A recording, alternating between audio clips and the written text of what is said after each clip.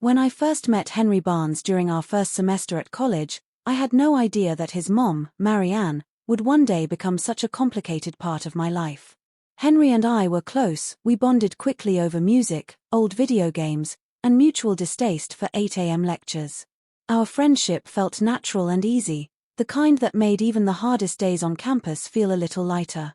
We were practically inseparable, even spending our breaks together when our families allowed it. It was during one of those breaks, spring break of junior year, when I first met Marianne Barnes.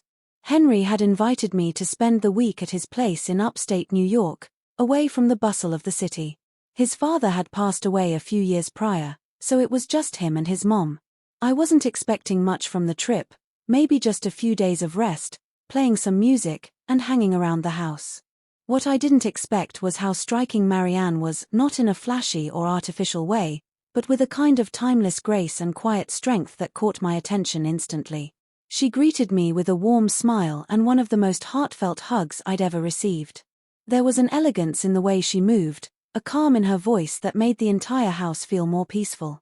She made us dinner that first night, a creamy chicken dish with roasted vegetables that tasted better than anything I'd eaten in the campus cafeteria in years. "Henry tells me you're thinking of majoring in psychology," she said that evening as we sat down at the dining table. "Yeah," I replied, a little nervous under her gaze. "I've always been curious about people, how we think, why we feel the way we do." Her smile deepened. "That's a beautiful thing, understanding people. Most people live their whole lives without ever asking those questions." Over the next few days, Marianne and I spoke often. When Henry would go for a jog in the mornings or play online games at night, I'd often find myself in the kitchen with her, talking over coffee or helping with dishes. She asked thoughtful questions about my family, my ambitions, my fears. There was a depth to her interest, a sincerity I hadn't felt from anyone in a long time.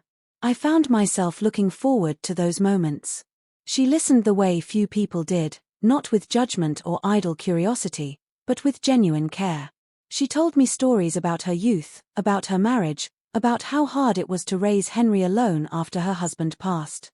Her eyes would sometimes mist over as she spoke, but she never let the sadness linger. She was resilient, strong, and incredibly human. One night, after Henry had gone to bed, I found myself in the living room. The fireplace was still glowing, casting a gentle light across the furniture. Marianne came in with a cup of tea for me, and one for herself. She sat beside me on the couch, not too close, but close enough to feel the warmth of her presence. "I don't sleep much these days," she admitted softly.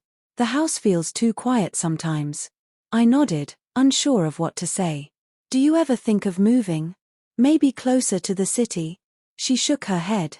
"Too many memories here. And besides, I like having the space. It gives me time to think. Time to dream again." I looked at her. There was a wistful tone in her voice, the kind of longing that spoke of unfulfilled chapters and dreams put on hold. "What do you dream about?" I asked, half whispering. She smiled, slowly turning to me. "Would you believe me if I said, being seen again? Not just looked at, but really seen. Heard. Appreciated. It's funny, when you reach a certain age, people stop asking what you want. They assume you're content, or finished." I didn't know what to say, but I felt a knot in my chest. She wasn't just talking to me, she was unveiling something she rarely shared. I understood then what she meant. Everyone has desires, not just physical, but emotional, spiritual. The desire to be understood, valued, and remembered. Over the next few days, I began seeing Marianne in a new light, not as Henry's mom, but as a person with stories, hopes, and unspoken emotions. She wasn't trying to be provocative or inappropriate. In fact, she never said or did anything that crossed a line. But there was something unspoken between us, a quiet thread of connection that made every glance linger a little longer, every word feel a little deeper. After that spring break, I returned to campus with my head spinning. I tried to shake the feelings, telling myself it was a passing thing, just admiration for a strong woman. But I couldn't deny the impact she had on me. Henry remained clueless, and I never gave him a reason to suspect anything. Marianne and I kept in touch. Occasionally she'd text me a recipe or ask how finals were going. Once or twice, she sent handwritten letters, elegant, thoughtful words that I kept folded in my desk drawer. I told myself it was harmless, but deep down I knew I was getting emotionally attached. It wasn't until the summer after graduation that things truly came to a head. Henry had moved to California for a tech internship, but I stayed behind to work at a local counseling center. Marianne invited me to dinner one evening, saying it had been too long. I hadn't seen her in over a year. When I arrived at the house, it was like time had slowed. She looked more radiant than ever, aging gracefully, her silver-streaked hair tied loosely, wearing a soft blue dress that matched her eyes. We talked over dinner like old friends, reminiscing, laughing, occasionally falling into comfortable silences. After dinner, we moved to the living room. There was a quiet tension in the air, the kind that comes from things long unsaid. She sat beside me again, closer this time, and looked at me with an honesty I wasn't ready for. "Do you remember that night by the fireplace?" she asked. I nodded. "I meant every word," she said, her voice barely above a whisper. "I don't want to make you uncomfortable. I know you're young, and I'm, well, older. But I've spent so many years hiding behind being someone's mother, someone's widow, someone's background character. I just wanted to feel seen again. And when I'm around you, I do." I looked at her, heart pounding. It wasn't lust in her eyes, it was longing. For closeness. For connection. For someone to recognize her not as a relic of the past, but as a whole, living person. "I see you," I said, sincerely. "I always have." We didn't kiss.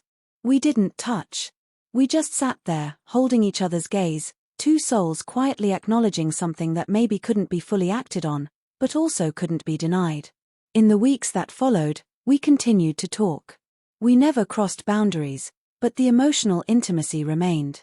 Eventually, we both understood that we needed to create distance, for her sake, for mine, and out of respect for Henry.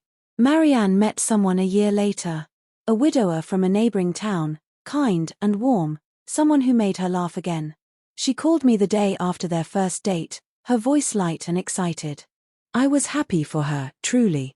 She deserved joy, companionship, and the kind of love that didn't come with complications.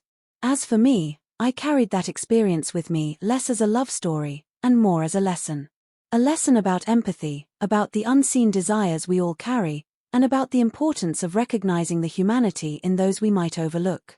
Sometimes, what someone desires most isn't passion or attention.